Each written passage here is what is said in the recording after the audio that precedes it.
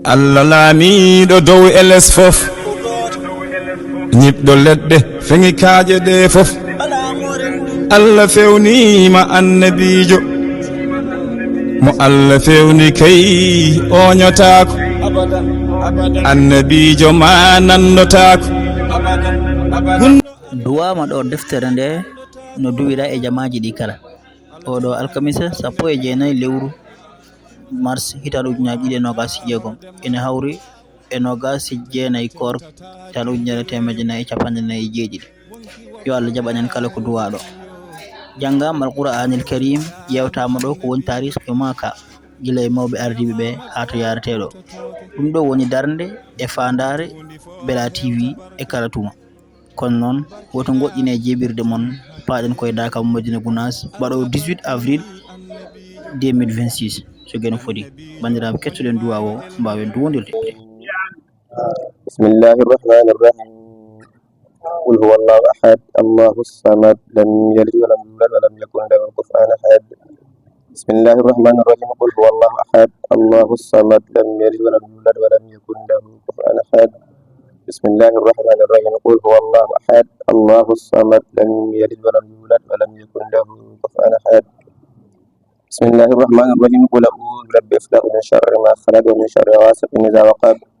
ومن شر النفاثات في العقد ومن شر حاسد إذا حسد بسم الله الرحمن الرحيم قل أعوذ برب الناس ملك الناس إله الناس من شر الوسواس الخناس الذي يوسوس في صدور الناس من الجنة والناس بسم الله الرحمن الرحيم الحمد لله رب العالمين الرحمن الرحيم مالك يوم الدين إياك نعبد وإياك نستعين اهدنا الصراط المستقيم صراط الذين أنعمت عليهم غير المغضوب عليهم ولا الضالين بسم الله الرحمن الرحيم ألف لام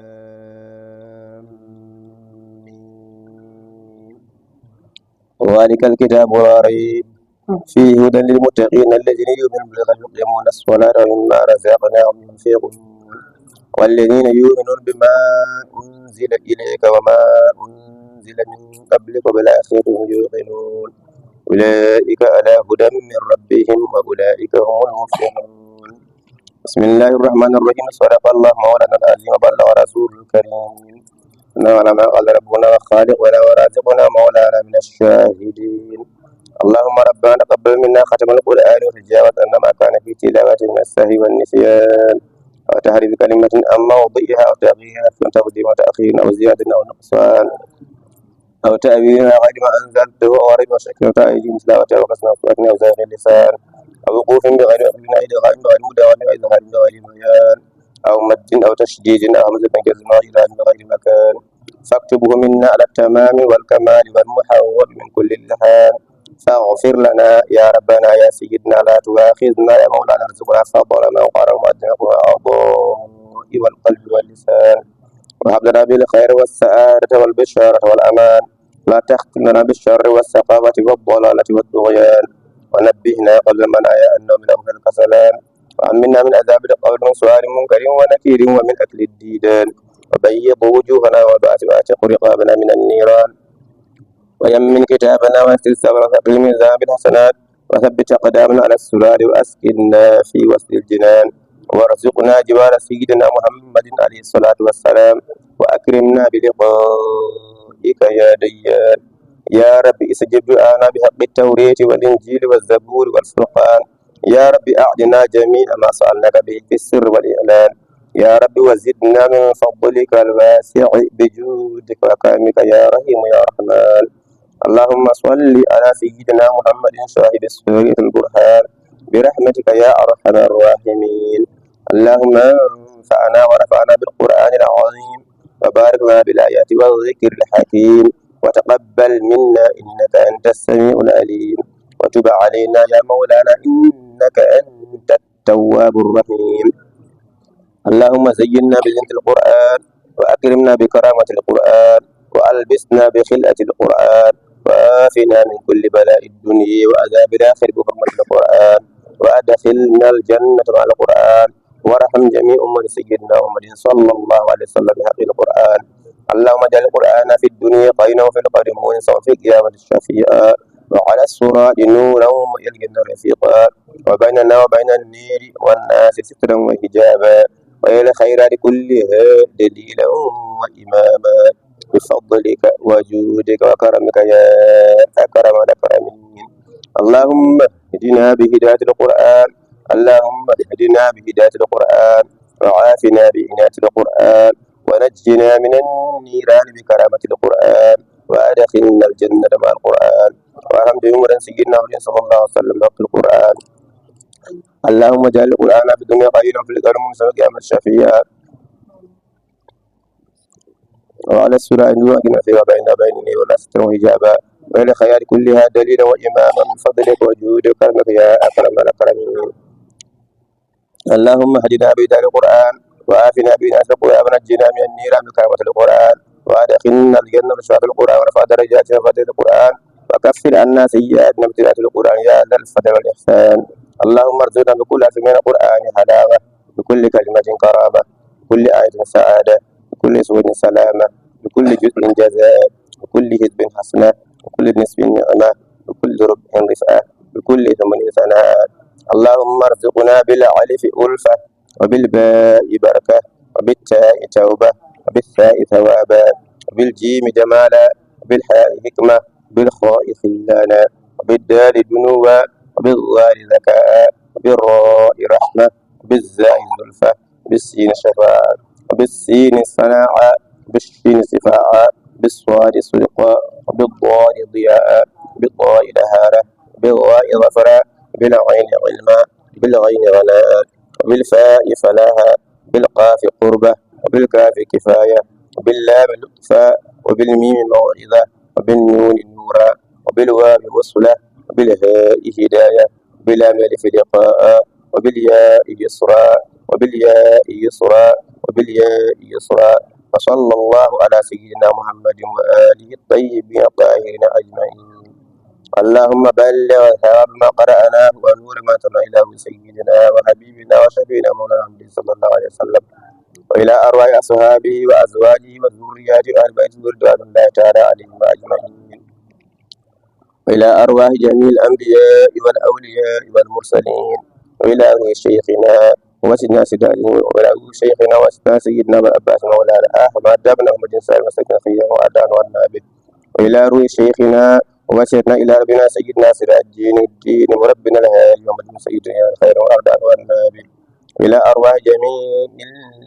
الأنبياء والأولياء المرسلين وإلى أرواح آبائنا وأمهاتنا وإخواننا وأصدقائنا وأساتذتنا ومشايخنا خاصة إلى أرواح جميع المؤمنين والمؤمنات والمسلمين والمسلمات الأحياء منهم والأموات أجمعين إلى جميع أصحاب الخيرات من المؤمنين والمؤمنات. اللهم انصر من نصر الدين وخذل من خذل المسلمين. اللهم انصر من نصر الدين وجعلنا منهم وخذل من خذل المسلمين ولا تجعلنا معهم. اللهم انصر من نصر الدين وخذل من خذل المسلمين. آمين يا رب العالمين برحمتك يا أرحم الراحمين. يا رب بالمصطفى بلغ مقاصدنا واغفر لنا ما مضى يا واسع الكرم. اغفر لمنسدها وارحم مؤلفها بجاه من مدعو بالنور والقلم بجاه. اللهم صل على سيدنا محمد الفاتح لما أغلق والخاتم لما سبق ناصر الحق بالحق والهادي إلى صراطك المستقيم وعلى آله حق قدره مقدار العظيم. إن الله وملائكته يصلون على النبي يا أيها الذين آمنوا صلوا عليه وسلموا تسليما. صلى الله عليه وعلى آله وصحبه وسلم تسليما. سبحان ربك رب العزة عما يصفون وسلام على المرسلين والحمد لله رب العالمين.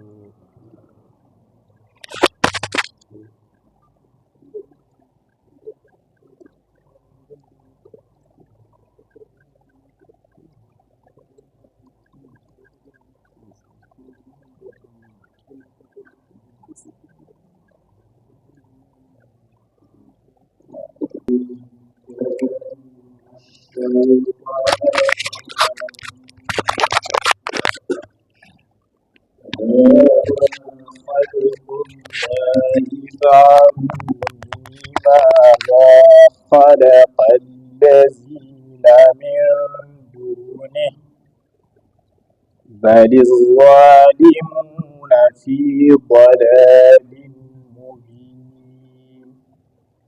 ولقد آتينا لقمان الحكمة أن اشكر لله ومن يشكر فإنما يشكر لنفسه ومن كفر فإن الله غني حميد وإذ قال لقمان لابنه وهو يعظه يا بني لا تشرك بالله إن الشرك لظلم عظيم ووصينا الإنسان بوالديه حملته أمه وهنا على وهن وفصاله في عامين أن اشكر لي ولوالديك إلي المصير وإن جاهداك على أن تشرك بي ما ليس لك به علم فلا تطعهما وصاحبهما في الدنيا معروفا واتبع سبيل من أناب إلي ثم إلي مرجعكم فأنبئكم بما كنتم تعملون يا بني إنها إن تك مثقال حبة من خردل فتكن في صخرة أو في السماوات أو في الأرض يأت بها الله إن الله لطيف خبير يا بني أقم الصلاة وأمر بالمعروف وانهى عن المنكر واصبر على ما أصابك إن ذلك من عزم الأمور ولا تصائر خدك للناس ولا تمش في الأرض مرحا إن الله لا يحب كل مختال فخور واقصد في مشيك واغضض من صوتك إن أنكر الأصوات لصوت الحمير ألم تروا أن الله سخر لكم ما في السماوات وما في الأرض وأصبغ عليكم نعمه ظاهرة وباطنة ومن الناس من يجادل في الله بغير علم ولا هدى ولا كتاب منير وإذا قيل لهم اتبعوا ما أنزل الله قالوا بل نتبع ما وجدنا عليه آباءنا أولو كان الشيطان يدعوهم إلى عذاب السعير صدق الله العظيم جعلنا إلهنا من عهدها بجاه منسها وجاه فضلها قال ابن باب العالمي نسبه المغربي المالكي المذهب الحمد لله العليا ورثة الأمم الأنبياء والجائل النبي خير الأنبياء وشيخنا أحمد خير الأولياء حمدا يدوم بالدوام النعم على الخلائق وكل مسلمين ثم على فاته ما قد أغلق ومن به ختم من قد سبق أزكى صلاة وسلام وعلى أصحابه وآله زين العلا وبعد ذا فشيخنا تجاني أوراده منقذة للجاني وهكذا من يكشف الحقيقة في ورده لازما طريقا جعلنا إلهنا من أهلها بجاه سيها وجاه فضلها لما سلكت مسلك التهديد فيه وأسرت دجى طريقي سميته بمنية المريد أخي الزبر شيخنا سديدي لولا مخافتي للتبليد لجئت للمذكور بدليل لكنني أرجو من المحيمن تسهيل شاك للنظام الحسني فإن ذات تقر بالتصديق لماذا كنت لك بتحقيق هذا مع العلم بأني لست أهلا لذا وأنني استهدفت لكنني أرجو من الذي حفظي من الخلاء وتصريفي وأن يكون ذا النظام سببا إلى ارتقاء درجات مجابا وأن يكون ذا النظام سببا إلى ارتقاء درجات مجابا وأن يميتني على دين النبي وحب شيخنا الإمام طيب قطب العالم ذي التقى والجود حب الرسول سيد الوجود عليه أزكى صلوات ربي وعليه سن الزرى وصابي ما استقاموا من إلى طيبته وحبه وحب آل بيته ما أنجبت خول من الغواني في كل ما مدى من الزمان كمثل أم شيخنا رباني عائشة طاهرة الحسان فما لي حوارية فخر كما عائشة فما لي حوارية فخر كما لها بشيخنا الإمام العلماء سوى اللوات جئنا بالمختار وحزبه وسبه الأخيار إذ أنجبت به الردى مسددا مهذبا ممجدا مسودا من بعد هذه سار في طيني وسار في علمي وديني محمد نجل الفتى المختار نجل الردى أحمد ذي الفخار محمد نجل الفتى المختار نجل الردى أحمد ذي الفخار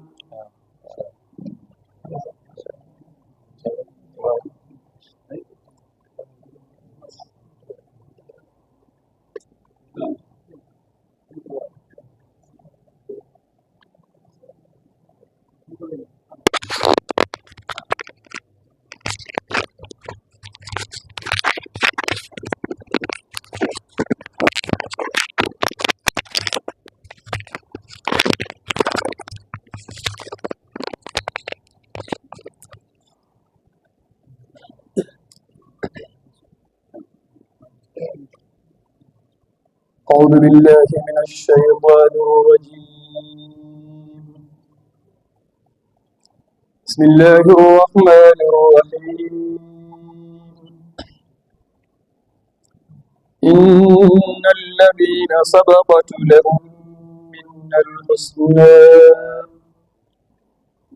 أولئك عنها مبعدون لا يسمعون حسيسها وهم فيما اشتهت أنفسهم خالدون لا يحزنهم الفزع الأكبر وتلقاهم الملائكة هذا يومكم الذي كنتم توعدون يوم نطوي السماء كطي السجل للكتاب كما بدأنا أول خلق نعيده وعدا علينا إنا كنا فاعلين ولقد كتبنا في الزبور من بعد الذكر أن الأرض يرثها عبادي الصالحون إن في هذا لبلاغا لقوم عابدين وما أرسلناك إلا رحمة للعالمين قل إنما يوحى إلي أنما إلهكم إله واحد فهل أنتم مسلمون فإن تولوا فقل آذنتكم على سواء وإن أدري أقريب أم بعيد ما توعدون إنه يعلم الجهر من القول ويعلم ما تكتمون وإن أدري لعله فتنة لكم ومتاع إلى حين قل رب احكم بالحق وربنا الرحمن المستعان على ما تصفون صدق الله العظيم eɓe calmine eɓe juure eɓe ñaage du'a eɓe ñaage kadi yaafuya sawtuji amen ɗi e dow moɗon ko yettude Allah tan golle ɗe ngari haa ɗo ari haa e juuɗe moɗon kadi fofof wattama e juuɗe mon onon mawɓe inchallahu taala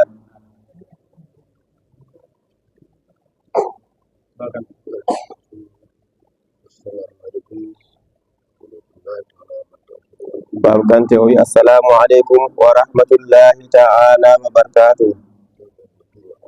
caggal yettude Allah ko jaarnugol golle ɗe ɗum ɗo de mataw ko hande Allah fuɗɗi newnude hono ni kono noon ɓe ɓooyino ndaarde ɗum waɗi ndaarto wara tampu an kay ndaardu tan taade ko Allah rokkata an kam ndaardu tan jama oɗo ko anniya ceerno golle ceerno o ari ɗo diide jama o yettode oɗanni Allah o wi ceerno Aliou mi ari wadde ɗo anniya golle ɗe noon ko an jogotoɗe mi tottuma golle ɗe julna julɓe ɓeɗo e oɗo jama wona ceerno dawanteɓe de a wona ceerno kadi hirnanteɗo dawira Allah gollira Allah Allah waɗi kankone o golliri hono noon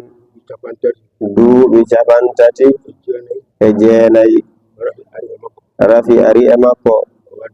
o waddi hen duuɓi 4 ko mawɗo maɓɓe oɗo jogi jama o Allah hoddiri rafi o acciyanimo ha joni ɗum kam wayi hono ni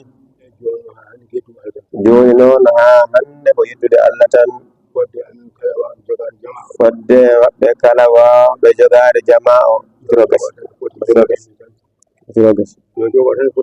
yo jogo tan no foti jogorede ni waɗa hen ko foti waɗede hen ko kala ko watte to jama mawɗo mbaɗen ɗum ɗo kala ko wattake jama mawɗo jaafoɗen ɗum tan kaɗen to jama mawɗo oɗo golle men ɗe koɗe duwanaɗe eɗen gondi e anniya celluɗo so Allah jaɓi enenne kadi en tiiɗani kono ma en tinno hen inchallahu taala so Allah jaɓi. Ceerno Ahmad Allah jarama o jarama golle ɗe timmi to naafila ala ko manki haydara mankani de ko darima fodde makko ha wayino hande gasini ko Allah andi sono heddi kono ene wayno fayida wiyete ko gasi jama o fofof ene jarnamo wona gorko wona debbo fofof ene jarnamo e golle he ene wiye kadi yo Allah newnu ko heddi ko waɗanamo ɗum ko juuti sabu Allah ina laaɗo mum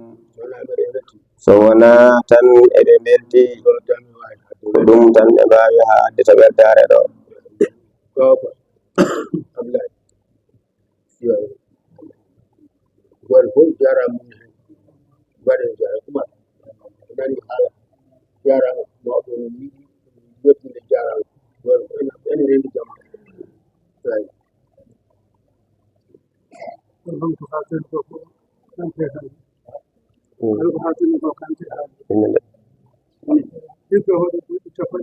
o wi kala ko haaltano Baba Kanté haali ko hikka waɗi duuɓi 50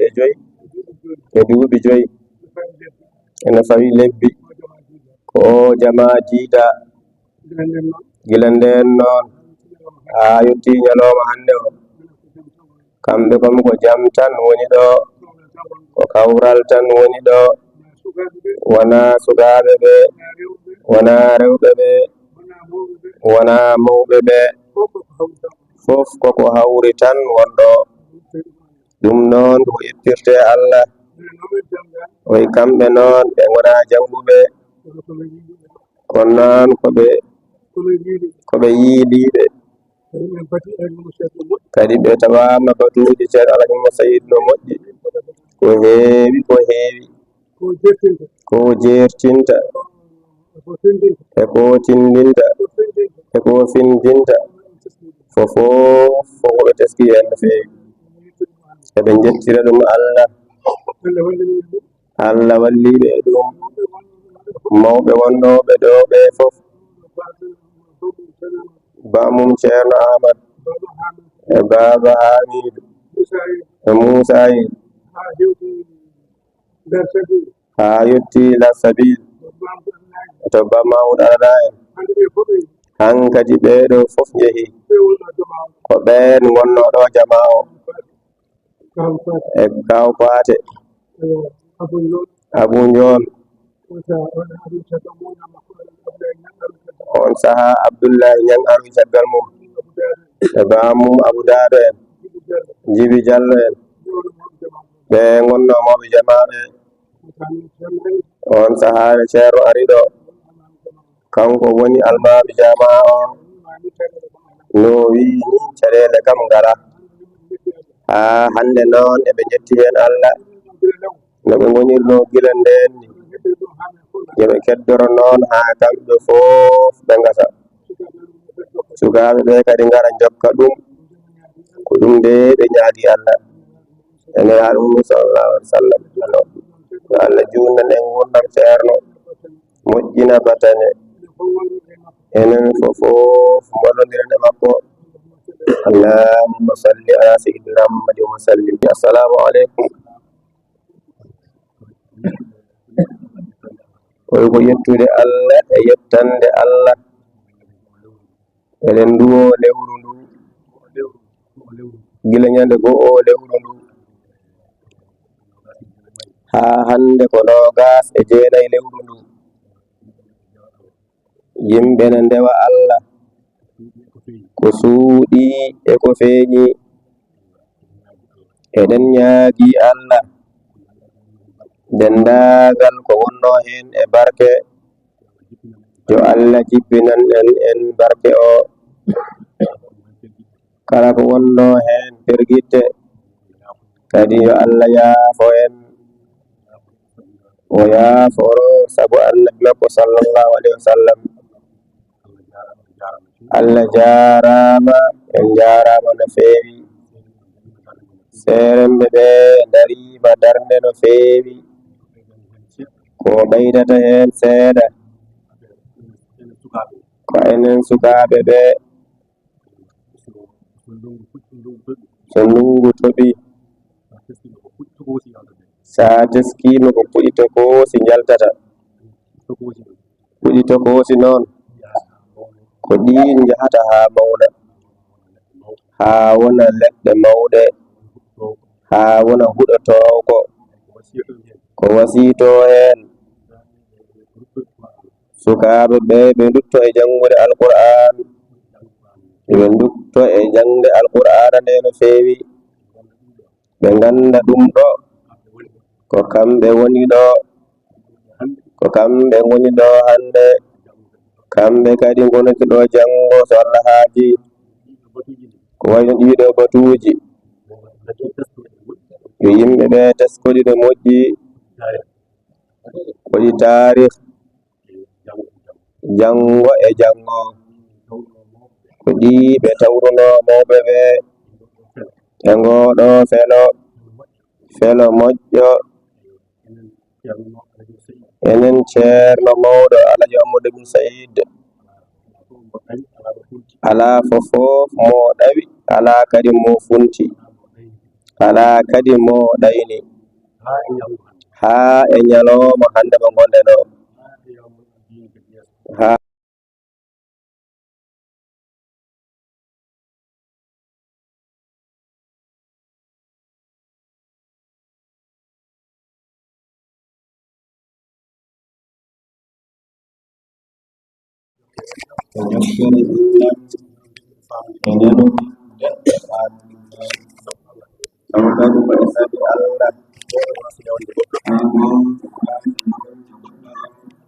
aywa goto fof ko waɗɗo sutura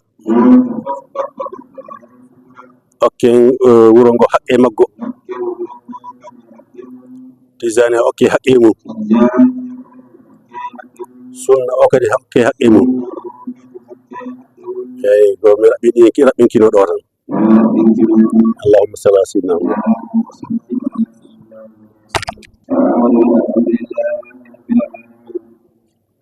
en jetti Allah en ɓeydi yettude Allah en juuli e nelaɗo Allah sallallahu alayhi wa sallam beltanima golle Allah ɗe ko adi fof goto fof ɗo woni ɗo ne yarlo ne yaafo gacca haqqi gondigal sabu barke deftere nde sabu ɗo kala ko duwa ɗo Allah koko jaɓata ɗum noon darten yo Allah yaafoto en o yurmo en sabu barke nelaɗo Allah sallallahu alayhi wa sallam en beltima ɓe fof salminama seremɓe ɓe gonduɗen ɗo ɓe woni ceerno Baba Galle Touré kañum e ceerno Baba Galle Diop hay dendagal ardiɓe men e dendagal ɓe tawata ɗo alhamdulillahi rabbil alamin enen fof en dendi jetti Allah en manti Allah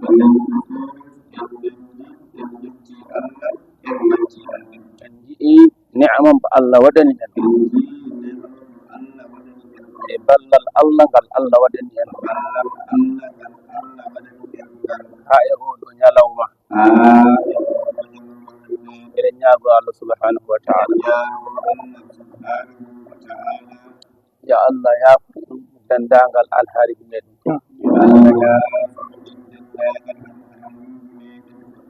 ya Allah waɗana en weleede makko enen e dendagal ɓesguɗi meɗen ha e jinnaɓe meɗen ha e jinnaɓe men ardiɓe fof yo weleede Allah wone meɗen sabu barke nelaɗo Allah sallllahu alayhi wa sallam en jejjitta wuuɗiɓe gonduno enen ɗo rawani gila to worɓe e to rewɓe ɓen noon poftoyima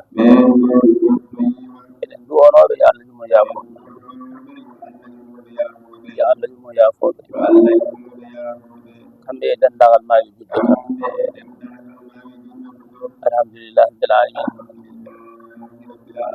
ceerno Baba Galle on jarama yo Allah joom moƴƴere yo Allah junnu balɗe ɗe yo Allah ɓeydu cellal ngal yo Allah ɓeydu bawal ngal yo Allah ɓeydu kattanɗe ɗe yo Allah ɓeydu wone o waɗana noon dendagal janguinoɓe Qur'ana e dendagal jangoɓe Qur'ana o waɗana noon dendagal joom haajuji en goto fof e haaju mum e golle mum Allah ɓuri ɗum andude yo Allah humtamba haajuji mum ko suuɗi e ko feeñi sabu barke deftere nde ceerno Abdoulaye ne haali tan toɓɓe ɗiɗi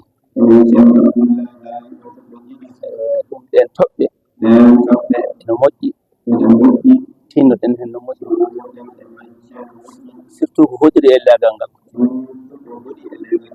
tinnoɗen e jamaje tinnoɗen e waktuji ɗi tinnoɗen e tijaniya o ko ɗum ɗo de woni ko waɗi en ɗo ɗum woni ko addi e nder Madina Gounass jinnaɓe meɗen ɓe wonnoɓe ɗo ɓe kamɓe gonno ɗo e jamaje ɓe pewnani en ha garɗen eɗen daari darɗe maɓɓe so tawi ɓesguɗi men noon en yii ɓesguɗi men ɗi tinnaki no jiɗirɗen ni ɓe mbayirani noon e jamaje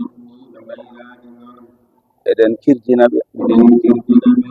nelaɗo Allah sallllahu alayhi wa sallam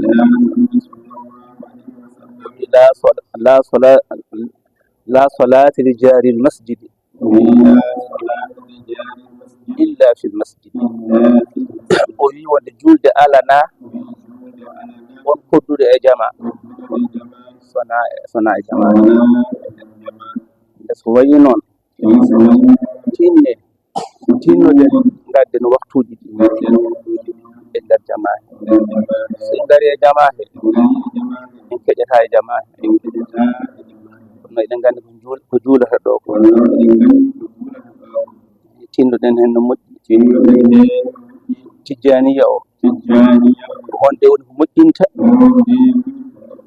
diina men o on woni ko moƴƴinta darde meɗen ɗe on woni ko moƴƴinta darde meɗen ɗe ko an woni ko ñillitta l'islam meɗen tijaniya o ñemtinirgal muɗum tan ƴeewen ceerno daɗetake subaka e kihiiɗe so tawi embo selli wasifa subaka wasifa kihiiɗe ko jooɗo en jii ɓesgu makkunde en jii ceerno men ceerno Ibol ceerno hande darti darde makko en jii ceerno Basiru en en jii ceerno Jalaluddini en jii denndaangal ɓesguɗi seere en ɓe fof subaka fof ɓe njahat to jam ɓe juuɗa salatu ɓe jooɗo wazifa ɓe kuccide e haajuji goɗɗi ɗum ɗo noon holli enen Madina naaɓe enen sukaaɓe Madina naaɓe ko ɗum ɗo de poɗɗen wadde haaju heddi gurnameje aduna ɗe Allah koko defani en kala to jaaɗen neɗɗo a wuurat tan a heɓat tan wa amma noon ɗum ɗo diine o Allah wi ko yo ngollu jehen gollen Allah jaɓana en yo Allah won ballo noon tiinoɗen kadi e jokkere enɗam tiinoɗen e muñodirde tiinoɗen e yaafodirde mbasen yawodirde suka yo teddin mawɗo suka yo teddin mawɗo anne mawɗo tinno yurmo suka ganda on fotani yew duuɓi ɗi jogiɗa ɗi ko ɗon tan poɗɗa yurmade mbo suurambo muñanambo jaafoɗambo kala ko wonma e ko tooñma fof jaafoɗamo dañano joɗede Allah kadi ko noon nawaɗo Allah sallllahu alayhi wa sallam o wi silman qad'aka wa a'di man haramaka wa afu man zalamaka o wi jokko taƴiɗoma o wi rokku kaɗɗoma yaafo toñɗoma ɗum noon so ɗe rindi e neɗɗo he tan mawɗo o hisat suka o hisat haaju meɗen noon ko yo en kis aduna e lakara ko yo en kis aduna e lakara ko ɗum woni haaju meɗen ɗum tan woni haaju meɗen inchallahu taala yo Allah won ballo yo Allah won ballo seeren ɓe juɗanama yimɓe jamaɓe aroɓe hen worɓe hen e rewɓe hen fof gila korka fuɗɗi walla ko adi korka ha ɗo yarata ɗo goto fof du'anama Allah yi golle muɗum Allah yi tampere muɗum Allah woni joɓowo yo Allah yoɓ jobdi muɗum barakati rasulullah sallllahu alayhi wa sallam alhamdulillahi rabbil alamin ɗon jaafo ɗon jarno assalamu aleykum wa rahmatullahi taala wa barakatuh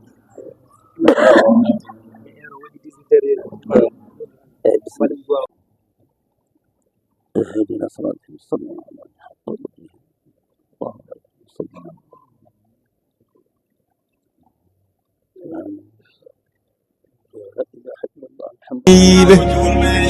yo Allah yaafo kala baabiraaɓe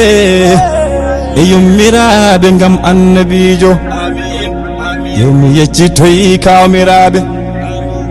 bandiraaɓe men e denɗiraaɓe min mi watta heen gorgolaaɓe gonɗinoyɓe sifa annabiijo Allah hollu en ga basiru yama jiido yen to muniru rabbana